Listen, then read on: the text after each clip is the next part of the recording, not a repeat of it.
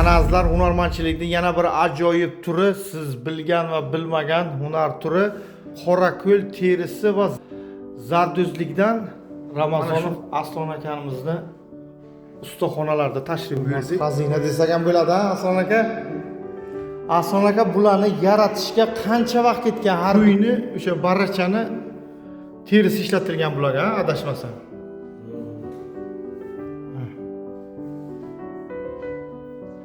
Checheniston Respublikasi birinchi prezidenti.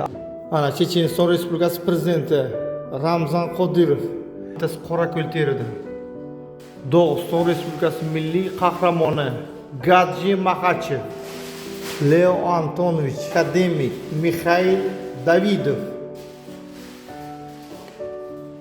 Checheniston Respublikasi prezidenti Safarmurod Niyozov. Safarmurod Niyozovning onalari bilan tushgan rasmlari zardan tikilgan mana.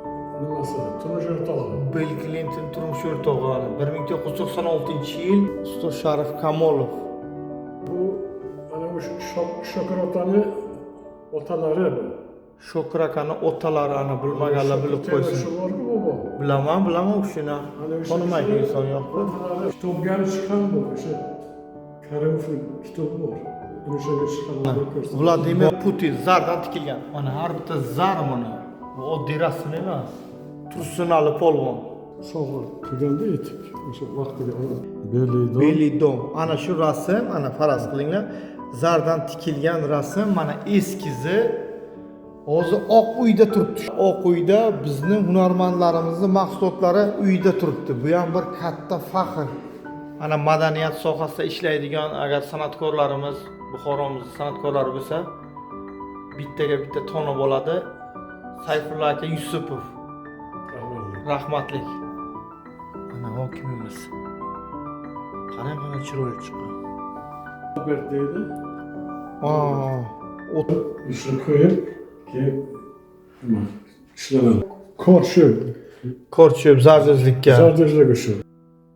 Aslon aka mana shuncha sertifikati, diplomlar. Bu o'z-o'zidan bo'lmaydi. Uni tagiga yo'q mehnat turibdi.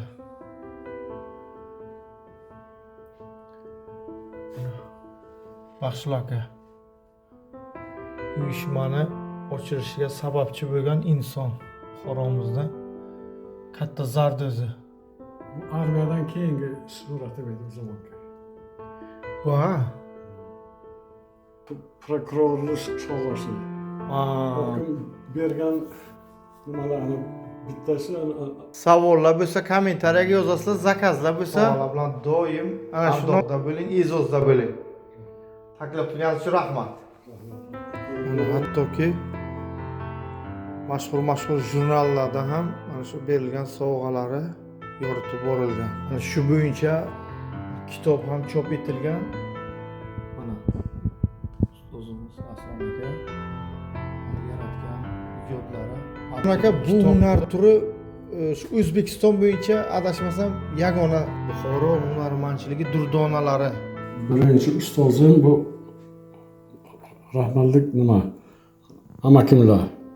Birinchi o'sha maktabdan oldin meni qo'limga qalam tutkazib chizdirgan shu inson. Shu kishi. Ustozlardan yo'qolib borilayotgan hunar turini egallab qolgan Buxoromizda yakka yagona mana shu ustozimiz Aslon aka. O'tgan yil may oyiga. Vatan iftixori. Aslon aka masalan zarduzlik bir qanday sabr talab qiladigan kasb deyiladi-da. Tayyorlab bermasam yelkamdagi yuk tushmaydi chunki bitta joyini endi ten deydi, refleks deydi. Xarakter berib turishimiz kerak. Yarim soya.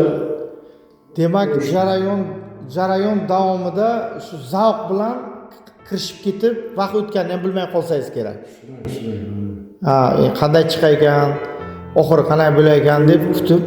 Bu chunki bu nozik joyga qilasiz. Bu ishni berish kerak, shu uchun xato qilishga haqqingiz yo'q-da.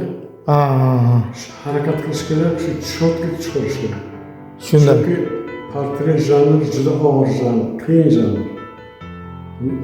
İnsanın ichki kechirmalarini, ichki dunyosini yuziga bera olish kerak. Ko'ziga, yuziga, xarakteriga, mimikalar bilan. Qiyin janr. Endi savol tug'ilishi mumkin. Oldin ham bo'ldimi bu ishlar?